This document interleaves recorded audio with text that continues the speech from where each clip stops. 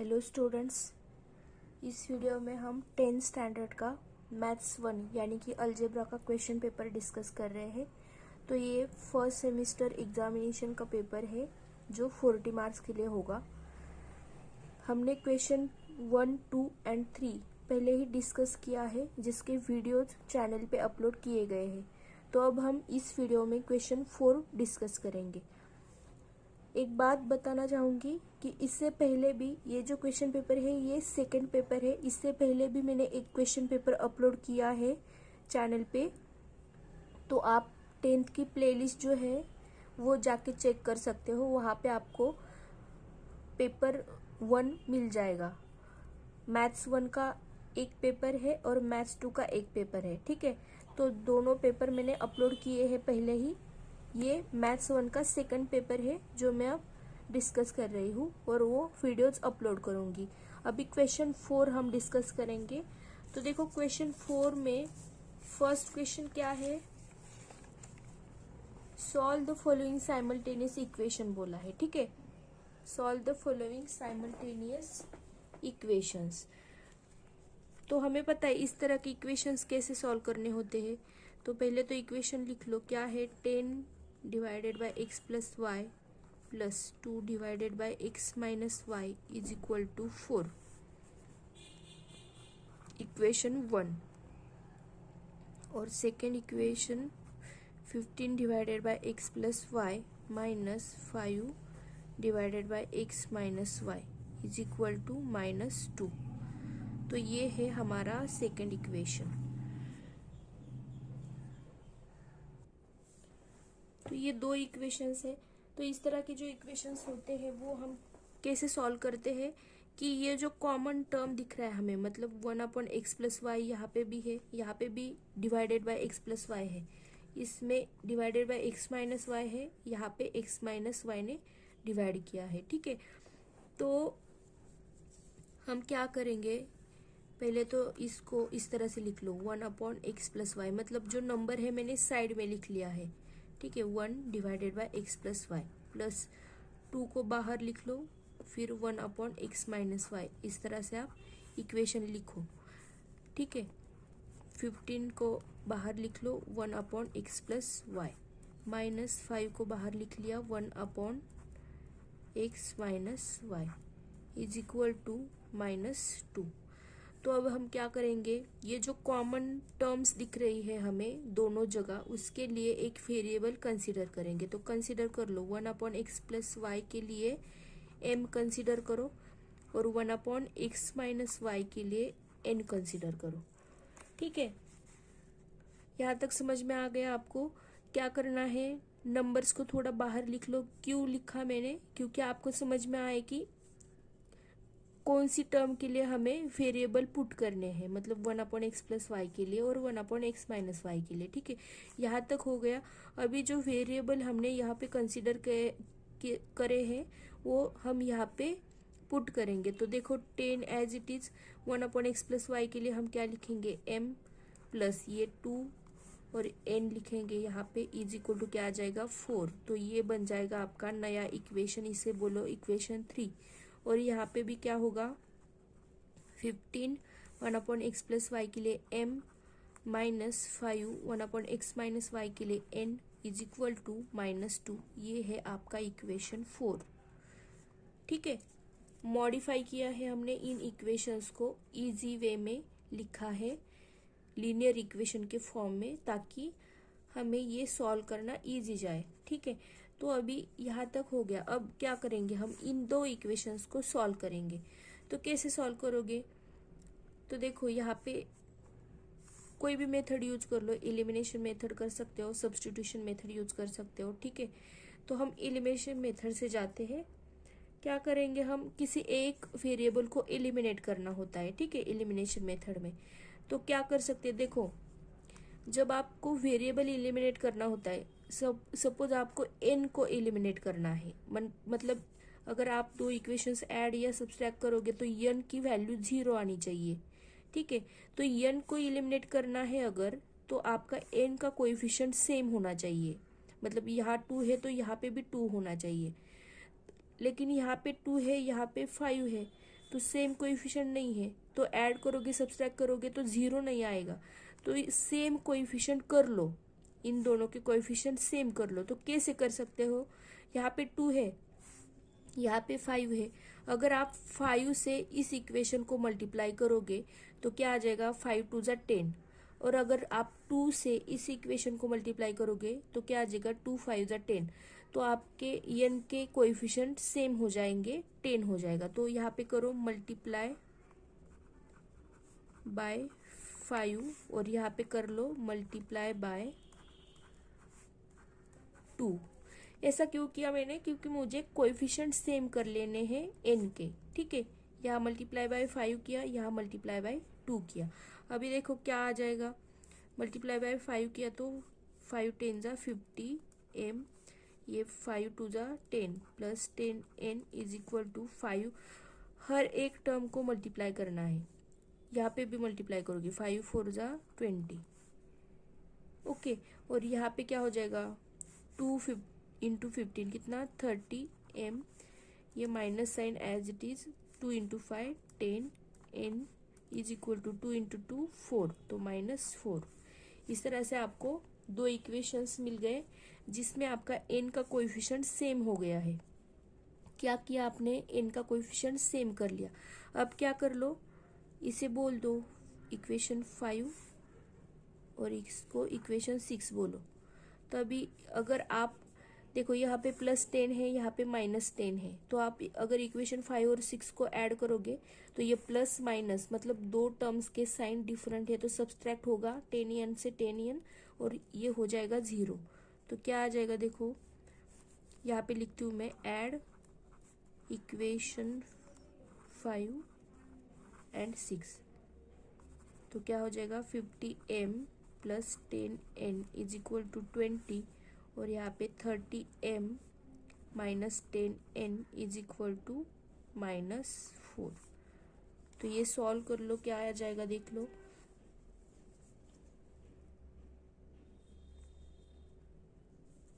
Fifty plus 30 80m, ये +10 minus 10n 0 हो गया है तो लिखने की ज़रूरत नहीं है। 20 माइनस 4 कितना होगा, 16, ठीक है। तो m की वैल्यू निकालनी है तो 18 को इस साइड लेके आओ। 18 यहाँ पे m के साथ क्या कर रहा है, मल्टीप्लिकेशन कर रहा है, मतलब मल्टीप्लाई हो रहा है 80 से m को। तो 80 इस साइड आके क्या करेगा, डिवाइड करेगा। तो देखो यहाँ पे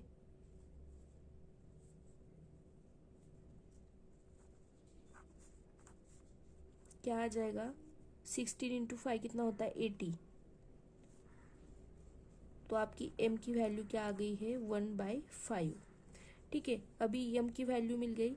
अभी किसी भी एक इक्वेशन में वैल्यू पुट कर दो m की तो ये n की वैल्यू मिल जाएगी। अगर मैं put value of m in equation 3, तो इस इक्वेशन में पुट करते हैं हम, 10m plus 2n is equal to 4,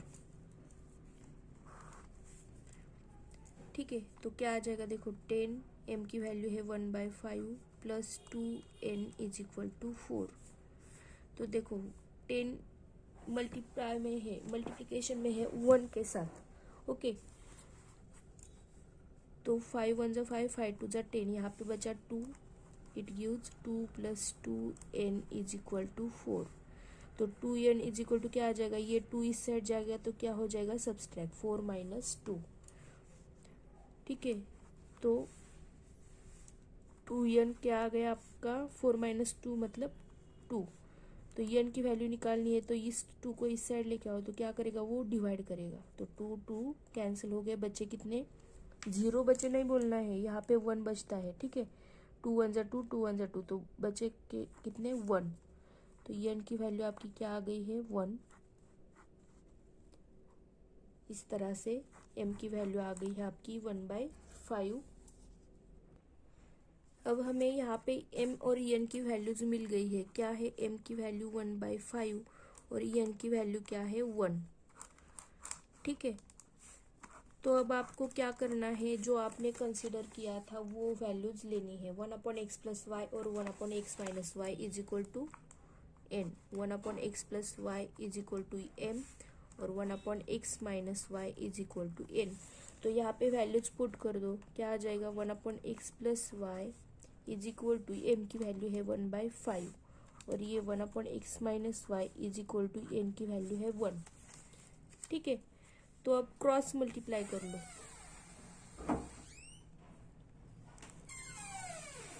cross multiplication करोगे तो क्या आ जाएगा, देखो 5 into 1 5 is equal to x plus y से 1 को मल्टीप्लाई करोगे तो क्या आ जाएगा x प्लस वाई। ठीक है, और यहाँ पे भी x माइनस वाई इस साइड जाएगा तो क्या हो जाएगा, मल्टीप्लिकेशन में x माइनस वाई इंटू 1, तो वैल्यू क्या आ जाएगी इसी तरह से। तो यहाँ पे फिर से आपको दो इक्वेशंस मिलते हैं, x plus y is equal to 5 and x minus y is equal to 1। फिर से आपको इन दो इक्वेशंस को सॉल्व करना है। तो अभी इन इक्वेशन को बोलो इक्वेशन 7 इक्वेशन 8। नंबरिंग क्यों देते हैं हम, ताकि हम आगे जो भी लिखना है मतलब यहाँ पे हम लिखेंगे। अभी देखो x प्लस वाई है इज इक्वल टू 5 और x minus y is equal to क्या है 1। तो यहाँ पे क्या करना होगा हमें, ताकि कोई एक वेरिएबल एलिमिनेट हो जाए। ठीक है, तो अगर आप देखो y को डिफरेंट साइन है, जब आपको पता है कि जब डिफरेंट साइन होते हैं तो क्या हो जाता है, सब्सट्रैक्ट हो जाता है।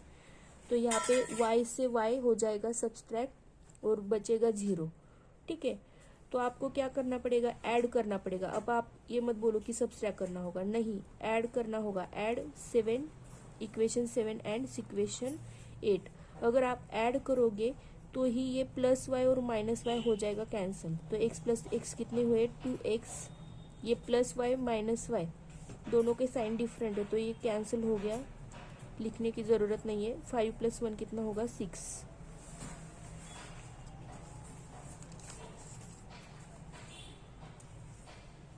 तो यहाँ पे 2x इज इक्वल टू 6 आ गया। x की वैल्यू निकालनी है तो 2 को इस साइड लेके आओ, क्या हो जाएगा 2 डिवाइड करेगा तो 2 1 जा 2 2 3 जा 6। x की वैल्यू क्या आ गई आपकी 3।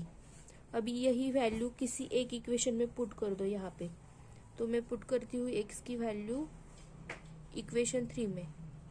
Put x is equal to 3 in equation 7।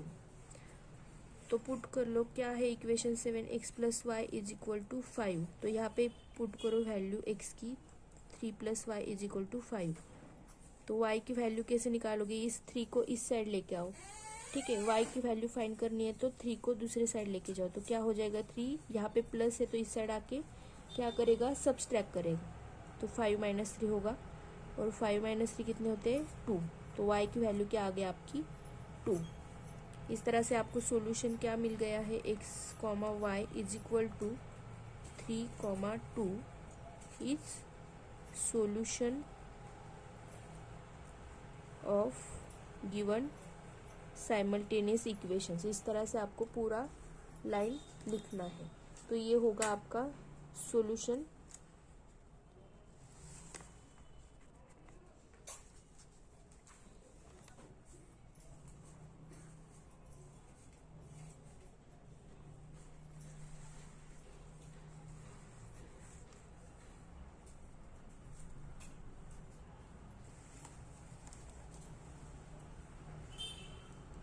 इस तरह से आपकी वैल्यूज आ जाएगी। नेक्स्ट क्वेश्चन देखते हैं। Next question 2। A man borrows 8,000 and agrees to repay with a total interest of 1,360 in 12 monthly installments, each installment being less than the preceding one by 40. Find the amount of the first and last installment. तो देखो, एक इसका मतलब क्या है कि एक आदमी है 8,000 रुपये बोरो करता है, ठीक है, और agrees to repay with a total interest of 1,360 rupees. मतलब उसने 8,000 रुपीज़ लिए और वो बोलता है कि मैं इसको इंटरेस्ट के साथ लौटाऊंगा। मतलब जो हम बोलते हैं ब्याज बोलते हैं हिंदी में, ठीक है, जो कर्जा लेता है इंसान वो ब्याज के साथ वापस देता है। तो 8,000 रुपीज़ वो वापस करेगा ही, लेकिन इंटरेस्ट कितना देगा 1360, यानी कि वो टोटल कितने रुपए वापस करेगा, तो हमें ऐड करना पड़ेगा 8000 प्लस 1360, तो कितने हो गए ये 9360 रुपीज जो है वो वापस करने वाला है। ठीक है, इन 12 इंस्टॉलमेंट्स, इन 12 इंस्टॉलमेंट्स।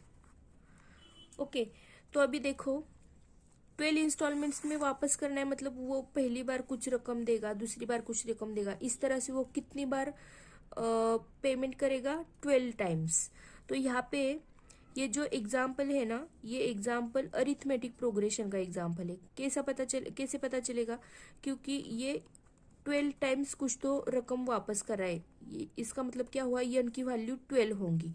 उन्होंने फर्स्ट और लास्ट इंस्टॉलमेंट हमें फाइंड करने के लिए बोला है, और क्या बोला है, each instalment being less than the preceding by 40। इसका मतलब क्या है, ठीक से समझ लो ताकि आपको डिफरेंस पता चल जाए। तो आप यहाँ पे बोल दोगे कि डिफरेंस क्या होगा 40 का, नहीं, साइन बहुत मैटर करता है यहाँ पे। इन्होंने क्या बोला, ईच इंस्टॉलमेंट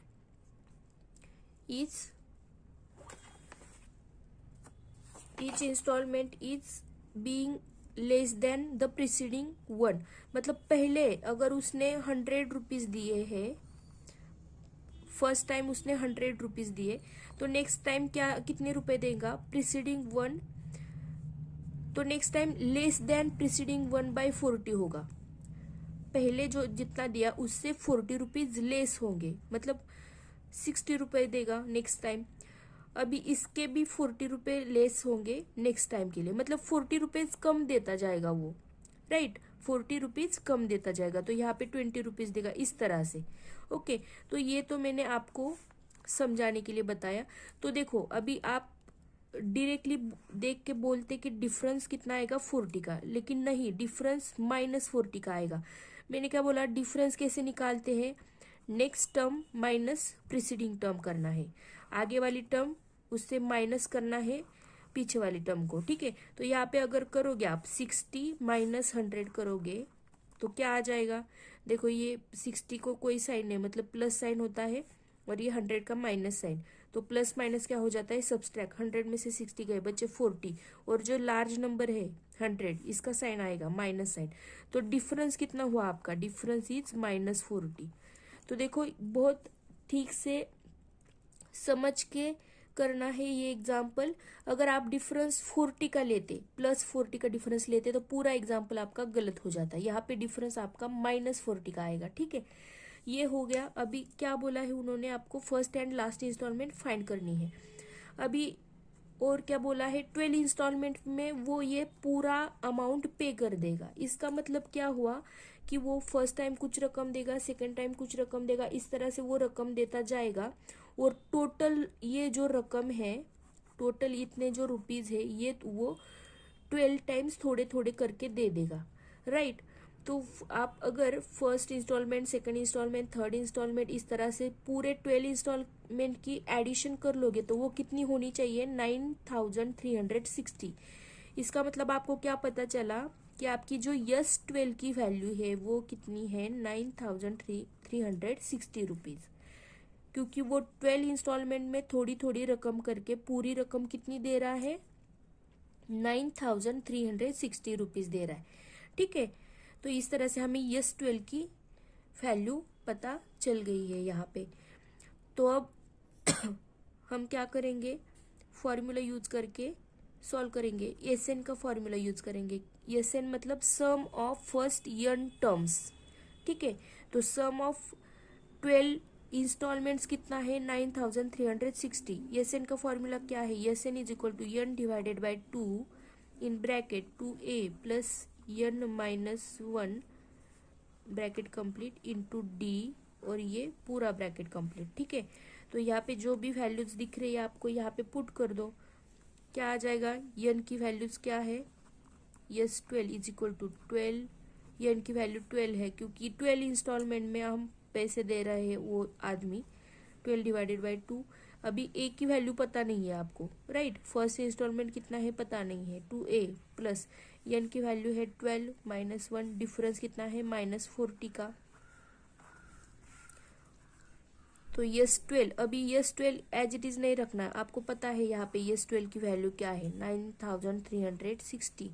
तो लिख लो, यहाँ पे 2 से 12 को आप डिवाइड कर सकते हो, तो कर लो डायरेक्टली। कितना आएगा 2 1 2 2 6 12, 6 आएगा। यहाँ पे 2a प्लस 12 माइनस 1 कितने होते 11, और ये -40। ठीक है, अभी ब्रैकेट सॉल्व कर लो ठीक से। 2a, अभी देखो ये बाहर प्लस है, अंदर माइनस साइन है, तो प्लस माइनस का मल्टीप्लीकेशन क्या हो जाता है माइनस, तो यहाँ पे माइनस आएगा। 11 इंटू 40 कितना होगा 440, और ब्रैकेट कंप्लीट। अब हम क्या करेंगे, यहाँ पे 6 इस ब्रैकेट को मल्टीप्लाई कर रहा है, हमें तो a की वैल्यू फाइंड करनी है, राइट। 6 क्या कर रहा है, मल्टीप्लाई कर रहा है ब्रैकेट को, तो आप इस साइड लेके आओ, तो क्या करेगा 6 इस साइड आके डिवाइड करेगा, तो 9360 divided by 6 is equal to 2a minus 440 हो जाएगा। 6 से डिवाइड होता है क्या देख लो यहाँ पे,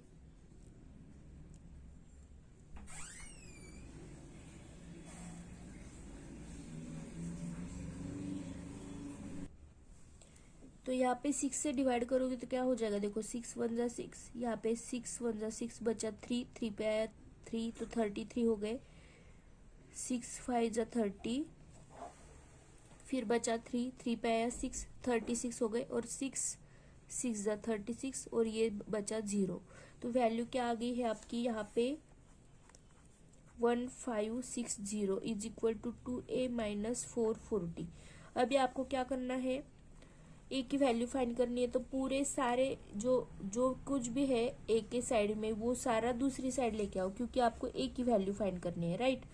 तो 2a इज इक्वल टू क्या आ जाएगा, ये 1560 है, और ये -440 इस साइड लेके आओगे तो क्या हो जाएगा plus 440।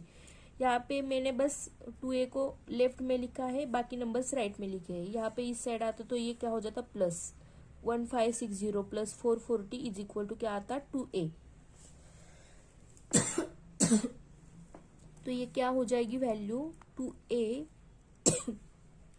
Is equal to 1560 plus 440 कितना होगा 2000 आएगा। ठीक है, अभी a की वैल्यू फाइंड करने तो क्या करना पड़ेगा, 2000 को 2 से डिवाइड करना पड़ेगा, क्योंकि 2 यहाँ पे a को मल्टीप्लाई कर रहा है, इस साइड आके क्या करेगा डिवाइड, तो 2 ने डिवाइड किया तो वैल्यू क्या आ जाएगी आपकी a इज इक्वल टू 1000। ठीक है, तो यहाँ तक तो आपको आई होप समझ में आ गया है कि हमने किस तरह से a की वैल्यू फाइंड की। तो आपको पता है a मतलब क्या होता है, आपका फर्स्ट इंस्टॉलमेंट होगा। ए मतलब फर्स्ट टर्म होता है आपका अरिथमेटिक प्रोग्रेशन का, तो आपका फर्स्ट इंस्टॉलमेंट क्या आएगा 1000 रुपीज। अब हमें क्या बोला है, बोला क्या गया है यहाँ पे first and last instalment find करो। अब फर्स्ट इंस्टॉलमेंट मतलब ए की वैल्यू तो हमें पता चल गई, क्या आ गई है 1000 रुपीज। ठीक है, अभी लास्ट इंस्टॉलमेंट फाइंड करना है। लास्ट इंस्टॉलमेंट मतलब क्या फाइंड करना है आपको 12 नंबर का इंस्टॉलमेंट। ठीक है, 12 नंबर का इंस्टॉलमेंट मतलब 12th टर्म फाइंड करनी है आपको, 12th टर्म। तो हमें पता है हम अगर अरिथमेटिक प्रोग्रेशन में कोई टर्म फाइंड करना है तो हमारा फॉर्मूला क्या होता है Tn is equal to a plus n minus 1 into D. मतलब कोई भी अरिथमेटिक प्रोग्रेशन है उसमें से हमें कोई भी टर्म फाइंड करना है, 5th टर्म हो 10th टर्म हो या 12th टर्म हो, तो हम यही फॉर्मूला यूज करते हैं। ठीक है, अभी यहाँ पे हमें क्या करना है लास्ट इंस्टॉलमेंट मतलब वो 12th इंस्टॉलमेंट कौन सा देगा ये फाइंड करना है। यानी कि हमारा n का वैल्यू क्या है 12 है, a का वैल्यू हमें अभी मिला है 1000, d तो हमें पता है -40, तो हम फाइंड करते हैं T12। क्या आ जाएगा a इज 1000 प्लस n की वैल्यू 12 माइनस 1 d की value -40 is equal to 1000 plus 12 minus 1 11 into -40। ये -40 को ब्रैकेट में लिख लो, नहीं तो आपको लगेगा कि ये सब्सट्रैक्ट कर रहे हैं। हम सब्सट्रैक्ट नहीं कर रहे हैं, यहाँ पे मल्टीप्लिकेशन है इनके बीच में। देखो यहाँ पे तो ये 1000। अभी देखो ये प्लस और माइनस है, तो प्लस माइनस का मल्टीप्लिकेशन क्या होगा, माइनस।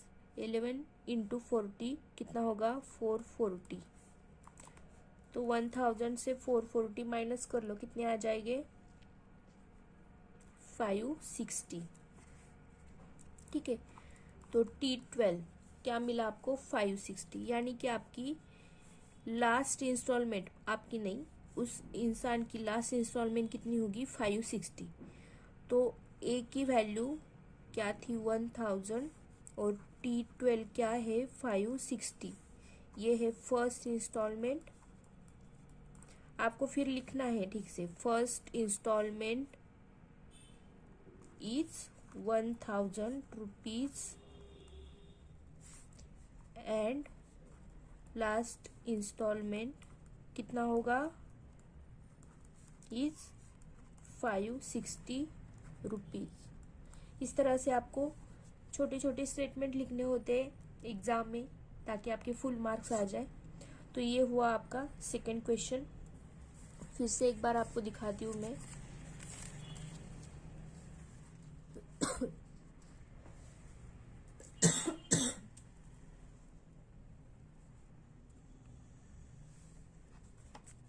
तो देखो ये वीडियो थोड़ा सा लंबा हो गया है, मतलब बहुत बड़ा हो गया, 26 मिनट का, तो इसलिए मैं यहीं पे स्टॉप करती हूँ।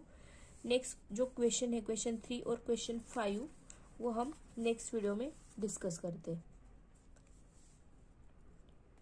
आपको अगर वीडियो अच्छा लग रहा है, मतलब समझ में आ रहा है जो भी मैं एक्सप्लेन कर रही हूँ, तो प्लीज़ वीडियो को लाइक करें और सब्सक्राइब भी कर लें, ताकि आपको नेक्स्ट वीडियो का नोटिफिकेशन मिल जाए।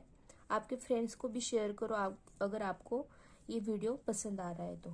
Thank you.